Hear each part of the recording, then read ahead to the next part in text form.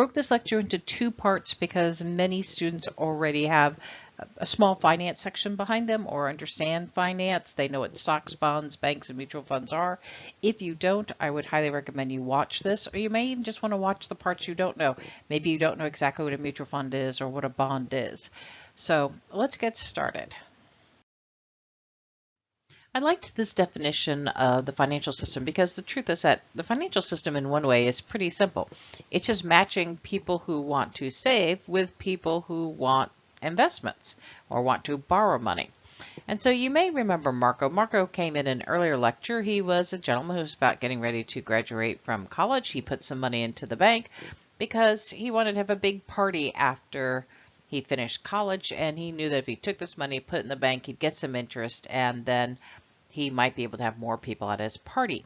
Well, he is what we would call a saver, and savers put their money into the system when they deposit their money in banks, or they could deposit in mutual funds, and this group is called a financial intermediary.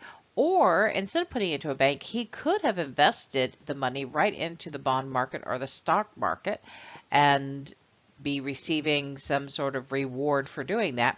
Now, from financial markets, you can see sometimes the bond market may go and put their money in the banks. Sometimes the stock market, the money is actually going into a mutual fund. But either way, eventually this money is going to come to borrowers. So a borrower in this case, here is Ramona. A borrower can be an individual, it can be a business, or it can be the government. And borrowers are using this money to create some sort of capital, you might want to say. So if Ramona as the individual is a borrower, she might want to buy a house. And so she goes to her local bank and she gets a mortgage. Well, what a mortgage is simply borrowing money from the savers. I mean, the bank itself got all of its money from all the people who save or put their money into that bank. And the bank says, we're going to give you X amount of interest, or maybe no interest at all, but they're going to give you something for holding the money. That money then they're going to turn around and lend out to people who want to buy a house. And that's why Ramona has to prove that she has a high enough paycheck, or she is a risk that the bank should take. Because basically the bank is taking the risk on the behalf of their savers. She could be starting a business. Perhaps she's starting an international trade business. And to start her international trade business, she's going to need a warehouse. And she doesn't have the money for a warehouse, at least not right away. So she borrows the money for that. Or she could represent a local government who wants to improve their parks. They had a big hurricane come through, which happens here a lot in Florida, and it destroys a lot of the boat ramps and the parks. And so they don't quite have the money right now to fix everything. So they issue out a request to borrow money. And sure enough, some people will invest in that because basically the government will pay them back. You hear this with T-bills and all that type of thing. So what this lecture, at least for the first part of this lecture, is going to do is that we're first going to look at the bond market and the stock market, what we call the financial markets. Then we're going to move on and look at financial intermediaries. So let's get started with the bond market. Let's say Marco has decided that he's going to take his money, his $100, and he's going to invest in a bond. So what is he investing in? Well, basically, a bond is a way for some company, organization, or government to directly borrow money from the public. They don't go through the bank. So for the bond issuer, the bond is debt, and we call that debt financing. So I just talked about how Ramona may be the mayor of a local city, and the hurricane came through and they want to replace some public services, and so they borrow money directly from the public by issuing a bond. Which means that officially, a bond is basically a certificate of indebtedness, we like to say. The bond buyer, so Marco here, he's lending money to these people. And in return, they're going to make certain commitments back on the use of his money. And so these are sort of the four terms that often come up when we talk about bonds. First of all, what we call the face or the par value. That's basically the capital. So why we call it face value is that you can see right here, it says that this bond is worth $100. And that principal will never change. at the time that this bond is due to come in, which is the bond term, basically it's a date of maturity, when it's time to turn that bond in, whoever has the bond or whoever owns the bond at that time will get the $100. Now, the bond price is what the basically market is willing to pay for the bond. Now, most of the time the bond price and the face value are different. Why? Because why would Marco give them $100 now and in 10 years get $100 back? That doesn't make any sense. He's basically lent them the money for 10 years and he gets nothing in return. In fact, if anything, we're going to learn a little later, is that he's actually lost money because inflation has come in. So generally you buy the bond for a lesser price.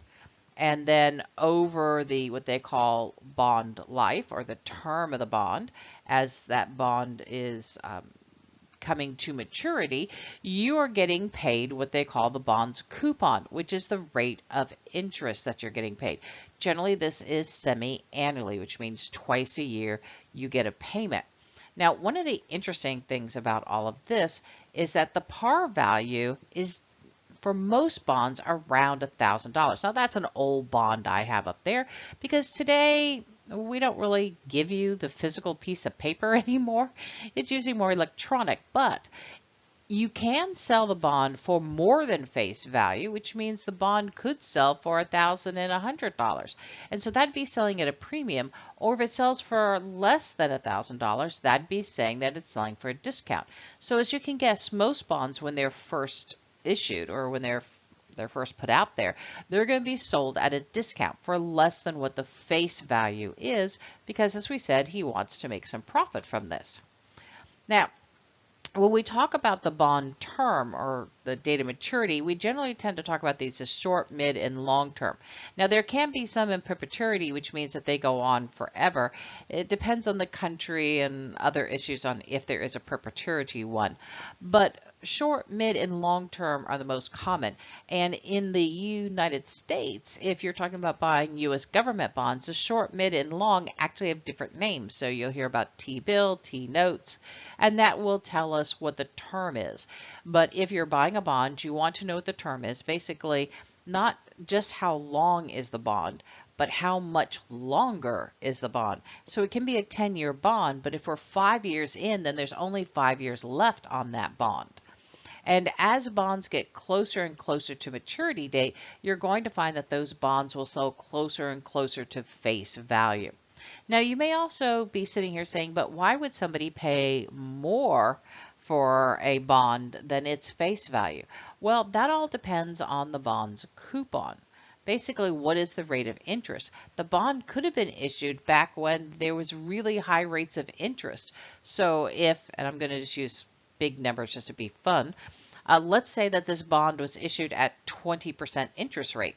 Now, there's nowhere you're getting 20% on your money.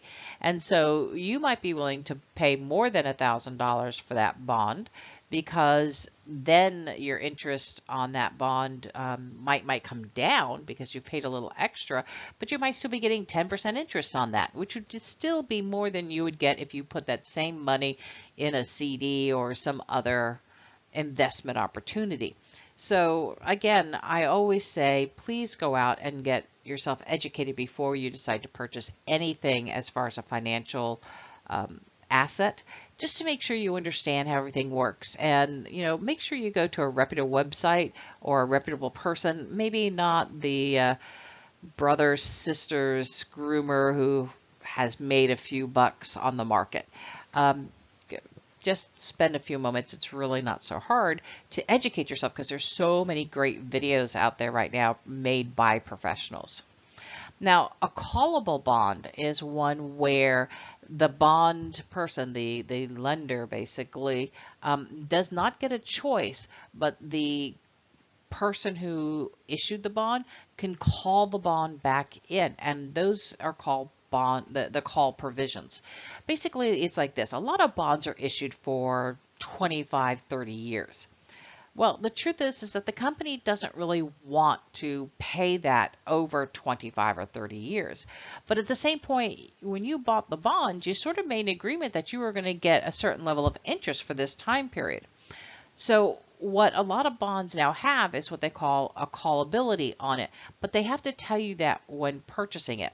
So they might say is that it's guaranteed, this 30-year bond, that for the first 15 years, we will not call the bond in. We will not pay off the debt, and you will make your interest for the first 15 years. But then after year 15, we have the right to call the bond in, or basically pay off our debt.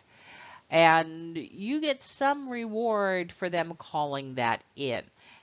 That would all depend on what the call provision is. It might be an extra month's worth of interest.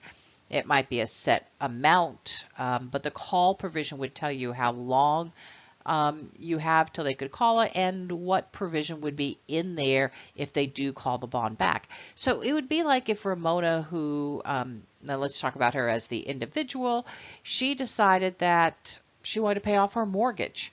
And so, the bank may be happy, but also unhappy because they had anticipated getting 5% interest from her for 30 years, and now she's paying it off after 15 years. And so she doesn't want to hold that debt anymore. She wants to pay it off. But at the same point, the bank had determined how they were going to do things based on the amount of money that they were going to get. Now, many states, and this is something you have to go state by state, actually do not allow banks to charge you any I want to say damages, but that's not quite right. They can't charge you any fees for paying off your mortgage early. They did try that for a long time, and most states now say, nope, if somebody has the money to pay off their mortgage early, then the bank cannot do anything to them. They can't say no, nor can they charge them any fees for or punishment costs for doing that, which is kind of nice. You should also understand that all bonds have credit risks, and they are given credit ratings. Now, there are different companies that do this. The most common is Moody, and they give them ratings based on letters. So a triple A is the least risky, but notice that I'm using capital A's. You can see some that will do a triple A, but it'll be 2 capitals and a small a. Well, that small a would mean that it's a little more risky than the 3 capital A's. At some point, when a bond gets really risky, meaning is that there's a real risk that the bond holder won't pay the bond completely off, they'll start talking these as junk bonds. And junk bonds are the most risky. Now, the riskier the bond, generally the higher the interest rate or coupon rate will be there. Because after all, Marco is taking a bigger chance when he buys a junk bond than he would if he's buying a AAA bond. So the price or the interest rate will vary depending on the risk level that's taken. But if you feel the company is a good risk, or you feel that government is a good risk, or whatever organization is putting the bond out is a good risk, but they're sort of unknown, then maybe a junk bond would be a good one to buy. But again, it allows the buyer of the bond to have a little bit more knowledge of the risk of the person paying it off, at least based on the standards that these companies have set. You do have to, though, pay taxes on the interest that you earn on most bonds, and that's called capital gain, because you have gained capital. Remember, capital is going to be basically the money or equipment or supply that you've gained from your processes. In this case, we call capital gains pretty much just the money that you've gained. And think of it as the same as income. It is income that's come into your house, and you will have to pay for that. Now, I do say most bonds because municipal bonds, and these are generally issued by local municipalities, so like a city or some sort of Brevard County or the state of Florida, those can be tax-free, and they can be tax-free local, state, and even federal level. Now, the thing is because they are tax-free, they generally give a lower interest rate. The higher interest rate are for the taxable bonds for when I get that interest rate. Because if you, again, you have to think about this. If there's Marco and he's got his money and the local government says, hey, if you lend me your money through a bond, I will give you 5% on your money, and it's tax free. Why would he want to give his money to, I don't know, let's say Apple, who's also giving 5%, but he'd have to pay taxes on that money. And so he would actually get less money in the long run from Apple because they're both giving him the same 5%. But on one 5%, he's going to have to take part of that money and give it back to the government. But on the municipal bond, he won't. So in order to attract him to want to buy the bond from Apple, Apple will say, well, you know what, I'll give you 7% on that money. And so that way, that 2% that you have to pay to the government, you'll wind up with 6% on my bond versus that city bond over there that's only going to give you 5%, even though it's tax free. So that's another thing that tends to manipulate bond prices. And finally, only a few bonds will offer what they call inflation protection clauses. And that's one of our biggest problems with a bond, is that bonds are usually for pretty long periods of time, unless you're talking about some of these short-term bonds. But these mid and long-term bonds, they can be for 5, 10, 15 years. And we've already talked about in other lectures that inflation will change the value of money. So there are a few bonds that offer inflation protection clauses. The U.S. government's most famous one is the TIPS bonds, and basically they will raise your payments based on inflation. So this is a basic overview of bonds. Again, you probably need to do a little bit more research than just this, but this gives you a good general knowledge. So let's move on to stocks, and we're going to sort of do the same thing there. So let's say Marco has decided, instead of doing a bond, he's heard a lot about the stock market. He thinks he's going to go buy a stock instead. So what is a stock? Well, a stock is basically part of the ownership of a company. Now, it's a very fractional ownership. Think about something like Disney. Disney's got millions of shares of stock out there, and I can go buy 100 shares of stock, but how much do I really own that company? A very, very, very, very teeny little bit. I used to joke to my child when we would go to Disney, that little square inch right over there by Spaceship Earth, that's the part that we own. I mean, when you've got millions and millions of shares of stock out there and millions of people who buy those shares of stock, then your ownership is very fractional. But it is ownership. And as owners, you do have the right to vote in the company. And you also have a right to claim some of the company's earnings. Now, if you think about it, we can't have millions and millions of people showing up every day to the company to say what they think the company should do. Not only that, but my little teeny weeny 1 inch of Disney doesn't give me a whole lot of voting power, you might want to say. So how is this done? Well, every company who is publicly traded, who has stocks, must have what's called a board of directors. The board of directors are the representatives of the stockholders. The CEO works for the board of directors. Basically, the CEO works for the owners. The owners are the people who own stock. So if a CEO wants to do something really big all of a sudden, let's say Disney wants to open a theme park on the moon. We'll be really silly here.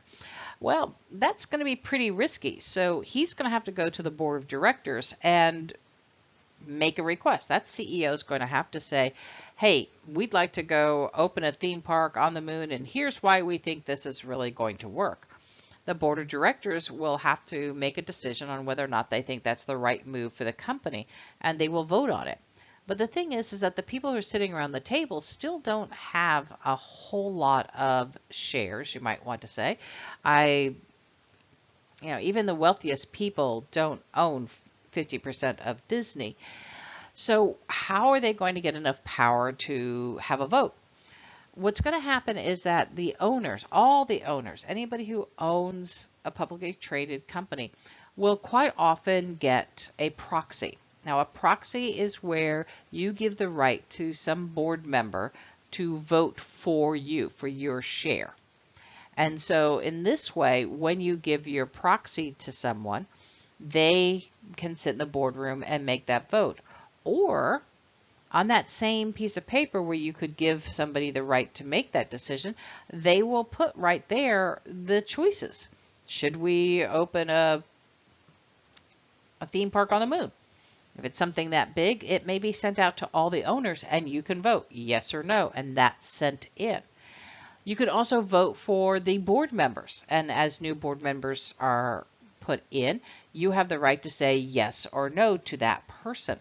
This is one way that people who own shares, these fractional shares, have say so over what's going on in the company.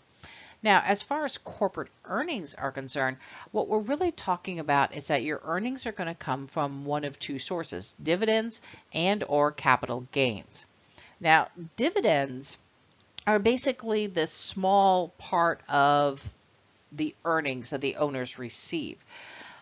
What I mean by a small part, if you think about Disney, Disney's going to make a lot of money, but they're not going to give all the money that they've made every year to the owners. Why? Because we need to keep some money in the business. One, we have bills to pay, and next year we don't know what's going to happen. Pandemic may come along and we have to close our theme parks, and so we need to keep a little extra cash. And so some cash is going to stay in the business, but some cash is going to be given out to every owner. It's their reward for investing in the company. Now, those dividends generally come out 4 times a year. But what's interesting is that not all stocks give dividends. They don't have to give dividends. And so if you're considering buying a stock, that's one of the first things you're going to want to ask is, do they give a dividend? And then how much is the dividend? Well, you may think, oh, if I own Disney stock, I'm going to get a lot of money. Well, it may only be 53 cents, let's say, per share. It may only be a dollar per share. And you say, well, that's so little. But if you have millions of people who own the company, then that money's got to be divided between all the people equally. Now, the other way you could make money on stock is through what we say capital gains. Now, capital gains is the difference between what you bought a stock for and what you sell a stock for. So those companies that you want to purchase that don't give dividends, what you're really saying is that I believe in the future this stock will be worth more, this company will be worth more than it is today, and I'm going to make money when I sell the stock.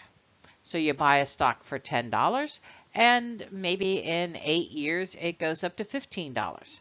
Well, that difference between 10 and 15 of course is $5. That $5 is your capital gains. The fun part is that you get to pay taxes on both the dividends and the capital gains because they are income, just like in a bond where you received interest payments, your coupon payments. Here, the dividends and the capital gains are both considered to be income and they are taxed. Now, there's also 2 main types of stocks, common and preferred. And what you may have noticed is that, earlier I said owners of common stock get voting rights. So what's the biggest difference between them? Well, the biggest difference is that common stocks have voting rights, but preferred stocks get paid first. What this is that if a company goes under or a company doesn't do well. So not too long ago, Kmart, it went into bankruptcy. And when it went into bankruptcy, it stopped paying out any dividends. It basically said it had to keep all the money that it had because it needed that money in order to survive. And so it didn't pay out any dividends. If they come out of bankruptcy, then the first person to get paid back is the preferred stocks. They get not only what they should get right now, but they also get everything that you haven't paid them over the last, let's just say 6 months. So they get back pay, you might want to say. Common people, sorry, you get paid second and you don't get any back pay. But you also get a right to say how the company is run, and the preferred stock people do not get a right to say how things are run. Most stocks that are out there and traded are going to be common stocks. So when you're hearing about Apple or Facebook or AT&T stock, it is common stock they are talking about. Preferred stock tends to be a preset price, and it's looked at more as an investment, almost like a type of bond, you might want to say, but it is officially a stock. Now, when new stock is offered, the issuer is basically gaining new money or capital, and we call that equity financing. Remember, in bonds, we called it debt financing. Why? Because it was like a loan. But in stocks, you're getting to be an owner. Now, remember, in a bond, if AT&T puts a bond out there, you're not owning AT&T. It's like a mortgage. The bank, gets to have it until you pay it back, but it's your house. And same with this, you get to own part of the company until you give it back. So what happens is that the issuer, and that's what they call the companies that are bringing new stocks out. The issuer is basically raising money through equity by selling off parts of the company, so selling off parts ownership of the company. And when they do that, money comes in. Now there's a whole system on how that's done through IPOs, but that's for a finance class, not a macroeconomics class. How a price is decided is basically the classic law of supply and demand. Out there, when you're out buying stocks, there's basically what they call an auction. And in an auction, you have people who are putting in bids and you have people who are asking. So the company who is issuing the stock is asking a price. I'm asking $10. The question is are there people who want to buy my stock for $10? Are they willing to bid on that price for $10? So if you think about this as a real auction house, we put a statue out there and we take bids on it, and whoever has the highest bid gets the statue.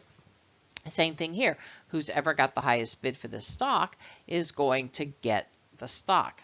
And so this bid-ask process is the auction process, which is basically the law of supply and demand. How much supply is there of this particular stock and how much demand is there of this particular stock? Remember, if I own a stock, I'm not required to sell it on the stock market. I could keep that. There's some stocks that, have passed down from generation to generation to generation. And so families have owned stocks perhaps in certain companies for 100 years or more because that stock has just passed from one generation to another. If they don't sell it, then there's no one who gets to buy it. So it is an auction process. Now, the stock market is actually a location where we can come together to trade stocks. Now, some are physical, so the New York Stock Exchange is a physical location. You can go to Wall Street and actually see it. And others are electronic, so the NASDAQ is an electronic. But you also have to remember, not all companies are listed. If you're not listed on an exchange, it makes it much harder to trade your stocks. But there are some local exchanges. So there is a Chicago exchange, there is an Orlando exchange. Also, you have to understand that almost every country has an exchange. So there is an exchange just like the New York or the NASDAQ in London, in Tokyo, in even in Russia, they have exchanges. Now, how do we classify stocks? Well, there are many ways, but the two most common is what we call capital marketization or sectors. Now, capital marketization is basically saying we're trying to figure out how much this company is worth. We figure that out by looking at the total value of all the stocks that are out there. So we have large cap stocks, we have medium cap stocks, and we have small cap stocks. And notice they don't say capitalization, I guess, too long. And you have to remember that stock markets are old, so that would be a lot of typing or a lot of handwriting. So large cap simply means that this is going to be a company that's generally worth in the billions as far as their stock value is concerned. Now, sectors are determined, there's a formal system on how to determine a sector, but basically there are 11 sectors, and it's how businesses are divided by the industry that they tend to work in. So energy is a sector, healthcare is a sector, food or agriculture is a sector. And so we can look at a company and look at all the other businesses in that sector. So we could say the banking sector. We can look and see how your local bank, if it's publicly traded, is doing versus a large bank that may be publicly traded, or utilities. So I could go look at Duke Electric compared to Florida Power, because both of those have stocks out there. So we will divide things up. Basically, those are the two primary ways that you hear. And remember, I said there are other ways too, but market capitalization or market cap is the short term, and sectors. And by the way, the sectors are also divided into subsectors, but And most of the time when they talk about sectors, this sector of the market is doing well, they're talking about a particular area, because the truth is that one sector could be doing well based on current behavior patterns of humans in the marketplace versus another sector. So the pandemic is a great example where the entertainment sector isn't doing very well right now, but guess what? The utility sector is doing really well because everybody's been at home, and so they're using more electricity. Home improvement sector has been doing really well because people are at home and they're fixing things up and they're not going out to eat so much. So we may want to look at sectors also to see how they're going, not just the size of the company. Which then brings us to indexes. So sometimes they're indices, index, same thing. Basically, what happens with this is that it gets too hard. There are too many stocks out there to track everything that's going on. So in the today, and actually it's been there for a very long time, what they did is they collected a group of stocks that they thought might represent very well what's going on in the marketplace. So the most famous for us is the Dow Jones, and that's 30 of the largest companies in the United States, and they track how those 30 companies are doing, going up or down. We also have the S&P 500, which most people would tell you is a little bit more accurate. Why? Because it's 500 of the companies versus 30 companies. We also have the NASDAQ's composite, the Russell indices. There are lots of different ones here in the United States. We have indices based on sectors, we have indices based on market capitalization, and then there are also indices from around the world. So the Nikkei, which is the popular one for Japan, the DAX. We want to know what's going on in the world because, as we know today, economies are basically all linked together. So this is your basic overview of what stocks are. And by the way, up in that corner, you see a stock certificate. And yes, in the old days, they used to send out stock certificates. You can still get a stock certificate if you own stocks. You would have to perhaps even pay for them today. In the old days, you didn't have to pay for them. And if you lost your stock certificate, that was basically your proof that you had ownership in the company, and that became a problem. Today, most of this is done electronically and kept on what they call the books. So it's electronically recorded that you own stock, but it used to be you actually had to have the certificate. And sometimes you'll hear they're calling in the stock or they're calling in the certificates. And a company could buy back stock. They could say, you know what, we want to reduce how many people are out there owning our stock, and we're going to call some back in. And so they basically buy your stock back. And so you would have to send back the certificates. Disney has always been pretty famous for its stock certificate. It's rather pretty. Lots of people will buy one share of Disney and they used to frame it and put it into a kid's bedroom. Other stock certificates have become collector's items because of the artwork that were on them. It used to be very, very elegant, some of these stock certificates, very beautiful artwork on them, because not many people own stocks, especially if we start talking back in the 1800s and the early 1900s. But this is a good overview of stocks. So we've done bonds, we've done stocks. Let's move on to financial intermediaries. Let's talk a little bit about financial intermediaries. Now, remember, they were intermediaries because they basically sit between the seller and the borrower. They sort of hold the funds in between. And so the two biggest are banks and mutual funds. Now, banks are something that most people pretty much know about. You can deposit your money in there, but they do have to be licensed to receive deposits and to make loans. One of the things about banks is that the FDIC is a type of insurance that will insure customers' funds in the bank, and that's up to $250,000 for an individual, up to $500,000 if you're a married couple. But not all banks are FDIC insured. So before you put your money into a bank, you may want to make sure it's FDIC insured. What this means is that if for some reason the bank goes under, or something happens to the bank, the federal government will pay back your deposit. So it doesn't work for borrowers, it works for the savers. And as long as you have it in an FDIC insured account, then that will happen. The reason I say double check things is that some of the online banks may not be FDIC insured. Some types of accounts may not be FDIC insured. So it becomes responsibility of the saver to make sure that they are going with an institution and with a type of account that is FDIC insured.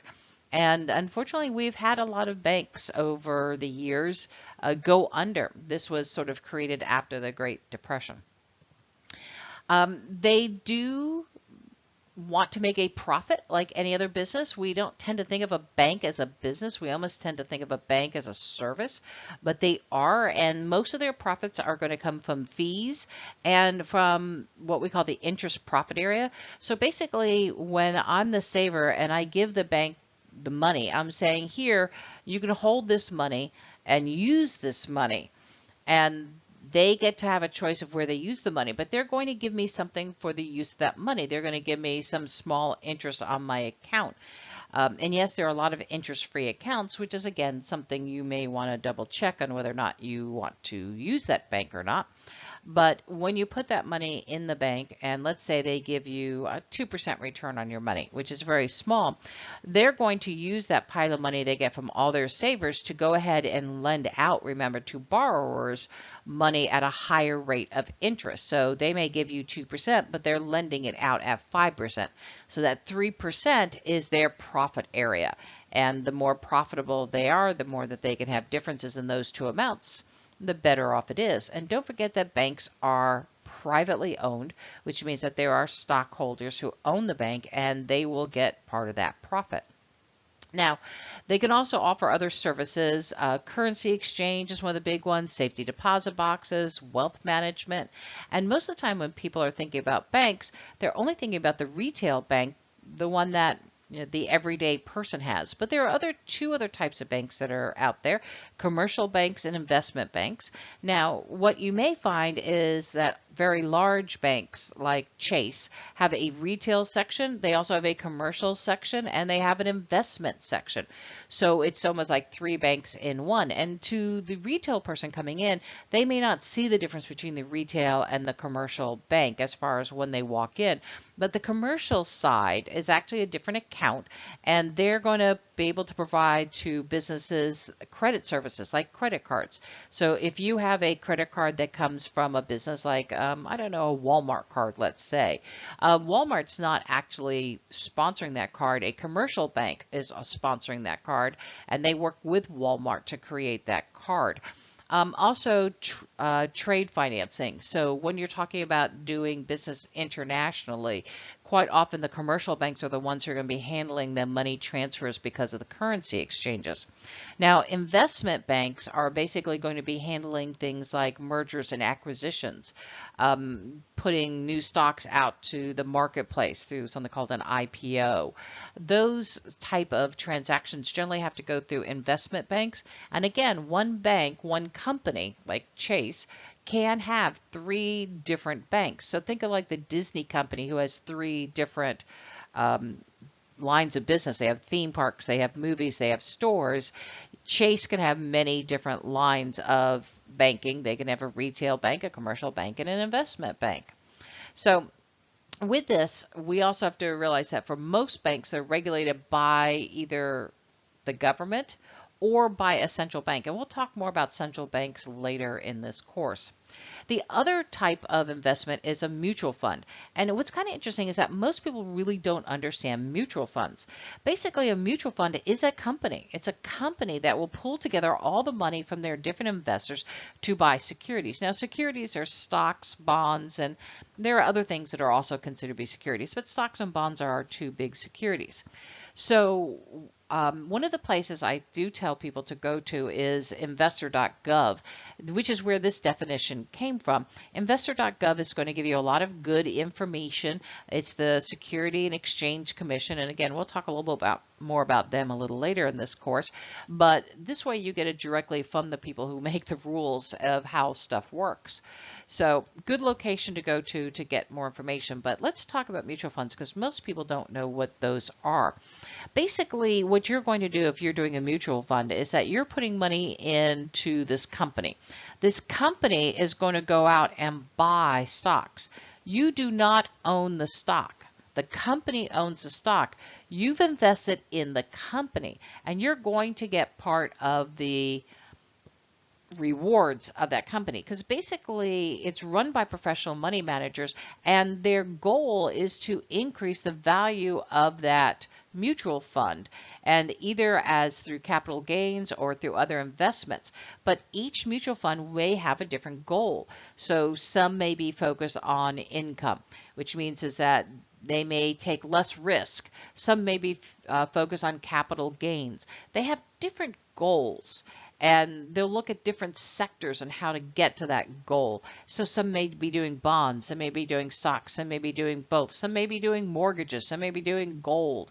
But basically, you are not investing in those investments. You are investing in the money manager. You're investing in that company's ability to be successful in the marketplace for securities. And if they are successful in that marketplace for abilities, then they're going to basically give you part of the profit. Now, the advantage is that as an ordinary investor, generally we don't have enough money to really go out and make this large portfolio of multiple different companies. Many stocks are thousands of dollars, and to buy one share might wipe out a lot of people. So by investing in the mutual fund, what you're doing is you're giving a power, because there's a large group of money coming in. So you may have 1 million people, let's say, in this mutual fund, and everybody gives $1,000. All of a sudden, you've got $100 million, and that buys you a lot of power. That can buy you a lot of expensive stocks that you as an individual would never been able to have. So that mutual fund can have the power to invest in large sectors. Also, mutual funds then will get sometimes a lot of shares of something, and they can get powerful as far as what's going to happen in the company. Because remember, we talked about in stocks that if you own common shares, then you get voting rights. And so we have some mutual funds that can own 10-15% of a company, and they have a lot of say of what's going on in that company because they own a lot of shares of that company. So mutual funds give sort of the individual person this ability to do things that they might not be able to do on their own. But they do charge annual fees, and some even do charge commission on the returns they get. So there is a cost to the person who puts their money in. You have to kind of think like a bank who has fees. Mutual funds have fees. Some mutual funds have very low fees. Some have very high fees. And so you may want to check out the fee rate before you invest in a specific mutual fund to see if that fund is really worth it. Basically, is the return that you're getting more than the basic fees are? And there's been a lot of complaints that in some cases they're not. Well, if you have a bad money manager who's not very good at running the mutual fund, then yeah, that can occur because they actually have a negative in the mutual fund. You also have to understand that there are different categories of funds. Some are developed around objectives. So I've seen what they call green funds, where they only invest in companies that are doing green energy. I've seen some that run by business sectors, meaning is that this fund is going to be funded by energy companies. Rate of return, some are just stocks, some are just bonds, some are mixed. And when I say other securities, so one of the securities is actually mortgages. And so I've seen funds that go out and just buy mortgages, because there's this concept that, someone's going to pay their mortgage off. And if I own a bunch of mortgages, then I'm sort of guaranteed a certain return rate. And yes, I'm going to have some people who falter on that mortgage, but if I have enough of them, those few who falter, I can make it up with all the other mortgages. So you do want to check out what the basic concept of the fund is. Some funds like to go out and invest in new companies who haven't really maybe proven themselves, but they can get in on the ground floor where it's really inexpensive.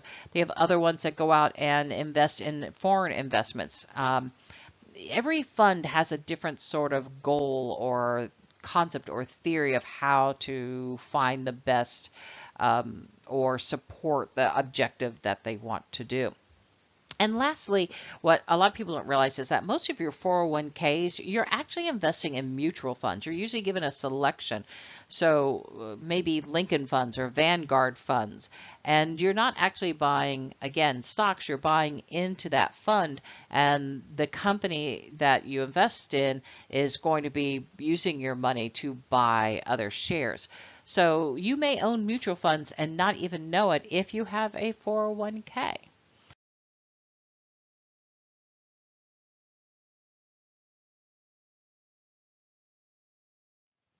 Part two is going to go into the second part of this chapter on government policies and the effect they have on national investment and national savings. So keep learning.